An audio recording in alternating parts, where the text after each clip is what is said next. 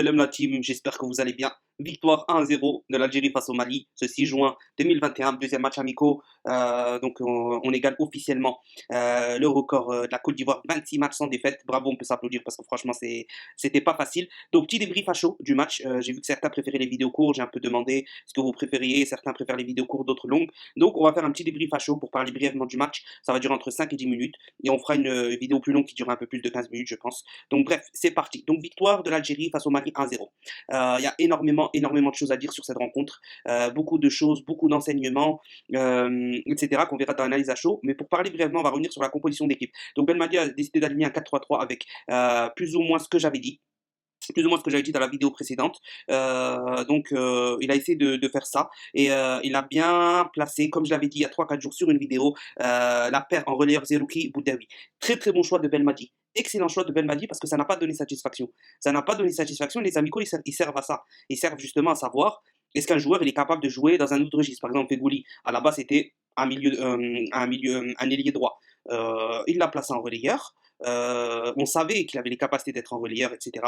Et il l'a placé en relayeur et il a fait le taf depuis plusieurs années. Parce qu'il y a un conflit où Mahrez est obligé de jouer en haut à droite. Et donc on ne peut pas mettre les deux en même temps. Mais Fegouli est tellement utile et a tellement un bagage plus volumineux que Riyad Mahrez que dans ce rôle-là, il est parfait. Donc c'est pour ça qu'il a voulu tester Zerouki en relayeur pur et tester Boutaoui dans un rôle de relayeur entre 8 et 10, presque dans un rôle offensif où on cherchait qu'il essaie de monter pour chercher les dernières passes sur Bounjah, Belaïli, etc. Et ça n'a pas fonctionné. Mais les amicaux sont faits pour ça. Si on ne teste pas pendant les amicaux, on va tester quoi?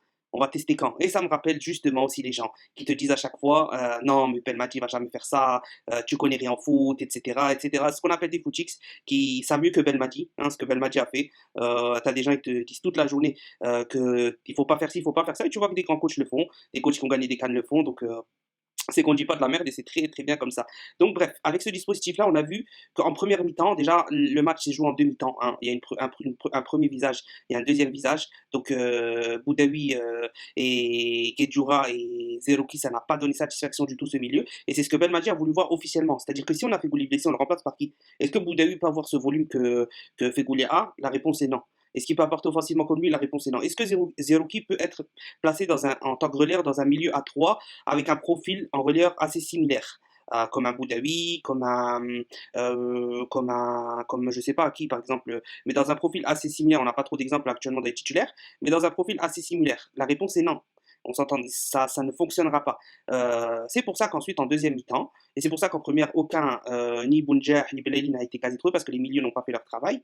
Et c'est pour ça qu'en deuxième mi-temps, changement, sortie de Boudaoui, entrée de Slimani. Donc je pensais qu'il allait faire entrer plutôt peut-être un Boulaya, etc. Mais c'est qu'il compte sur lui pour la Tunisie. Non, il a privilégié un 4-4-2 ou un 4-1-1, on peut dire ça comme ça dépend, mais plutôt un 4-4-2 pour rester classique, avec un double pivot, Guedjoura, Zerouki. Et là, on a vu tout de suite la différence. Zerouki était plus à l'aise, Guedjoura était plus à l'aise. Bon, Guedjoura, ça, ça reste moyen parce que, voilà, quoi, moi, je l'ai pas trop trouvé top sur ce match. Mais voilà, en tout cas, on a vu directement le changement au milieu de terrain. Ça n'avait plus rien à voir parce que les joueurs ne se gênaient pas, ils étaient dans leur rôle, etc. Et ça a donné satisfaction, ça a apporté beaucoup de choses. Slimani a apporté beaucoup en pesant sur les défenses avec un gros pressing. Toujours, il est à l'origine de l'avant-dernière passe. Belaïli, qui la remet à Mahrez. But de Mahrez, but classique, beau. La passe est belle parce que c'est sans contrôle, bien dosé. Mahrez fait le travail qu'il faut, la met au moment qu'il faut. Donc c'est un but qui permet de revenir. Ensuite, l'Algérie s'est libérée, mais on n'a pas mis plus de buts que ça.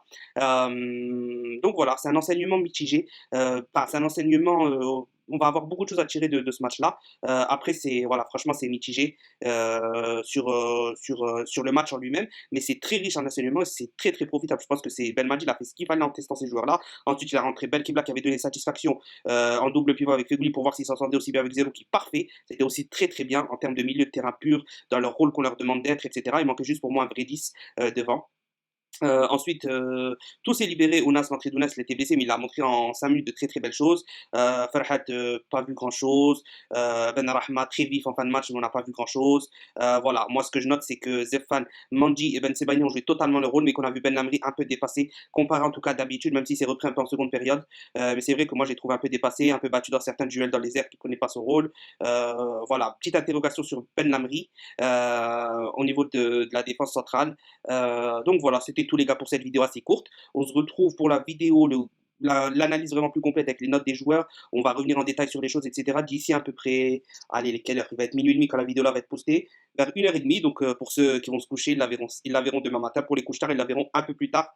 On se dit à la prochaine. La barre des pouces bleus, la famille. Participez en commentaire, donnez-moi votre avis sur vos top, vos flops. Nous, on voit ça sur l'analyse qui arrive par la suite. Allez, salut.